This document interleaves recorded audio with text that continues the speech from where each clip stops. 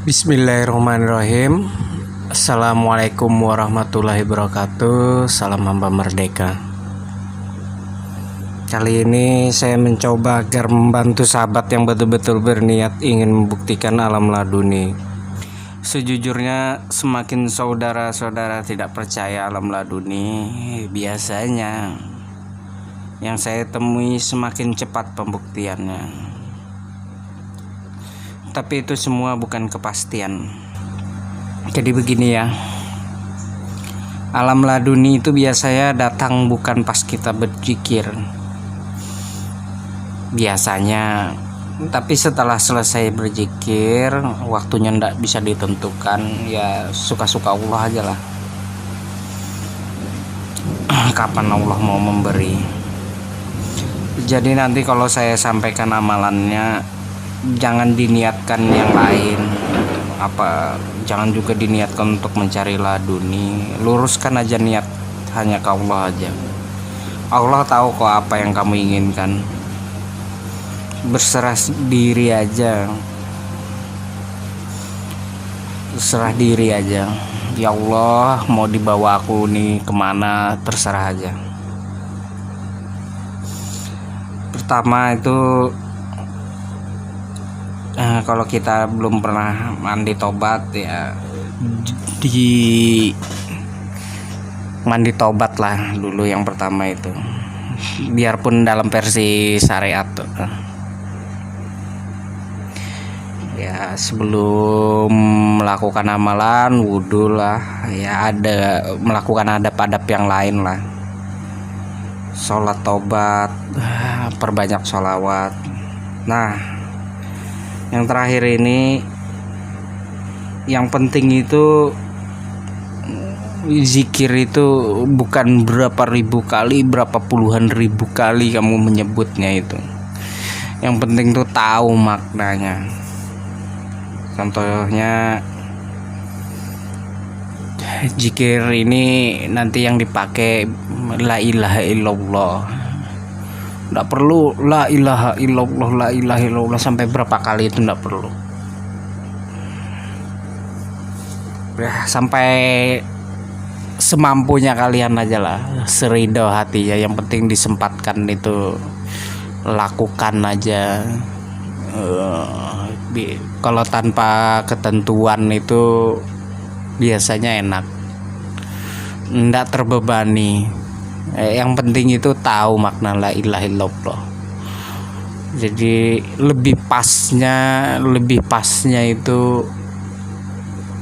la ilaha illallah itu cari maknanya lewat guru mursyid atau orang-orang yang bisa dipercayai lah. Jadi kalau saya pemahamannya itu, nanti dalam duduk berzikir itu saya sedikit kasih cepat aja pemahamannya. La ilaha illallah itu kan artinya tiada Tuhan selain Allah. Apa yang kamu rasakan, apa yang kamu pandang, apa yang kamu lihat, Allah aja semuanya kamu sematkan. Allah, Allah, Allah, Allah. Semua itu la ilaha illallah tuh Allah aja yang ada di hadapan kita, di hati kita, di pendengaran kita.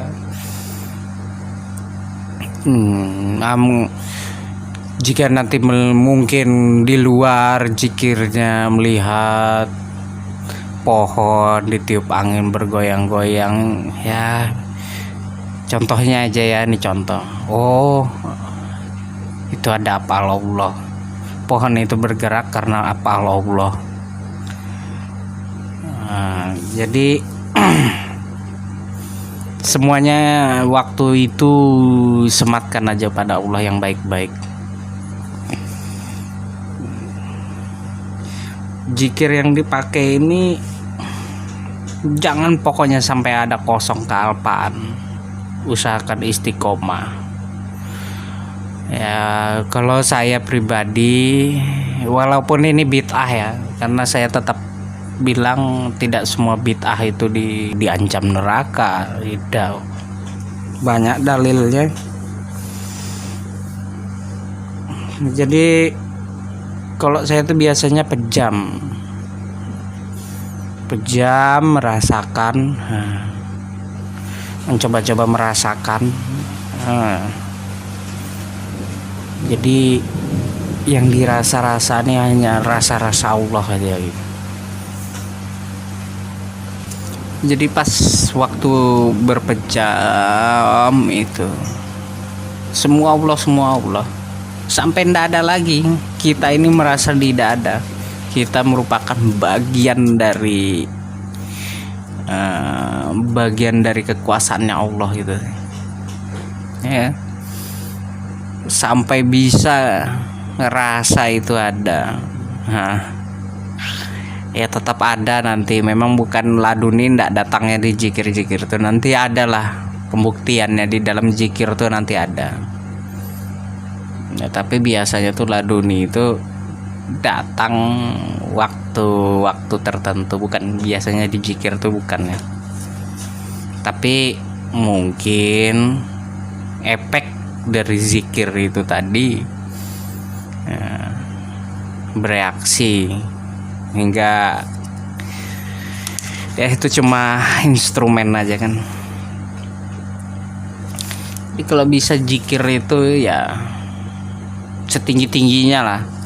Setinggi-tingginya itu ya yang ndak ada huruf lagi, ndak ada suaranya lagi. Wah, itu lebih cepat lagi. Napasnya diatur. Jadi kalau bisa napas itu zikir bareng dengan zikir napas itu ya setinggi-tingginya zikir itu juga. Yang di luar itu yang di dalam ini sama yang di luar, keluar masuknya. Nah, itu tinggi itu. Kalau misalnya keluarnya misal kalau yang ada di zikir masih di luar air, di dalam tanah, ini misal pemahamannya tuh di luar tuh air, di dalam itu tanah. Nah kalau bisa yang paling tinggi yang ikuti dia yang di luar.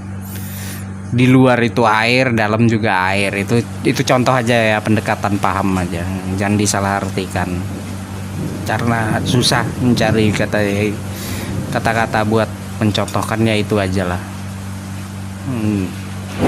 Kalau di luar kita menyebutnya air, di dalam harus air juga. Jangan di dalamnya tanah nyebutnya, di luarnya air kan.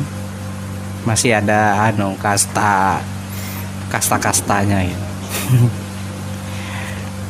Ya semoga ya bisa dipahami. Jadi itu tadi ya, zikir itu poinnya nggak penting seberapa banyak kamu sebut itu. Jadi poinnya itu yang paling penting itu, mengerti, memaknai apa yang kamu sebut. Jadi mana yang hebat itu, banyak disebut apa paham dengan apa yang disebut. Nabi itu kan umi, nggak perlu yang lain-lain dia. Yang penting tuh perbuatan Nabi itu, perbuatannya yaitu Al-Quran itu. Apa yang disebut di Al-Quran itu, itulah perbuatannya Nabi kan, Nabi Muhammad. Jadi yang penting itu bukan bagusnya kamu ini menyebut sebuah lapas tuh ya, bagus juga ya, lebih bagus lagi kan, karena itu alat buat dakwah. Jadi yang paling penting kalau saya tekankan tuh paham. Kadang-kadang tuh orang fasih ngomong Bismillahirrahmanirrahim itu fasih, tapi ngerti ndak apa itu Bismillahirrahmanirrahim, makna hakikatnya itu banyak orang ndak ngerti gitu. Jadi penting mana gitu.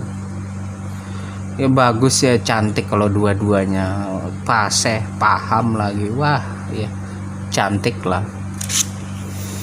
Nah, jadi alam laduni ini ya, zikirnya itu ndak berat.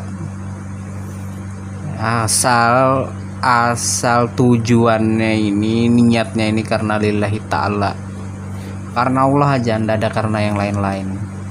Allah tahu apa yang kamu mau, Allah tahu juga apa yang baik buat kamu gitu. Tapi insya Allah itu kalau dikerjakan itu tadi la ilaha illallah tadi dengan adab-adab yang sebelumnya, insya Allah bukan mau mendahului Allah, tapi biasanya itu laduni yang akan didapat, petunjuk ya kan, alam petunjuk gitu. Semoga bermanfaat. Assalamualaikum warahmatullahi wabarakatuh. Salam hamba merdeka.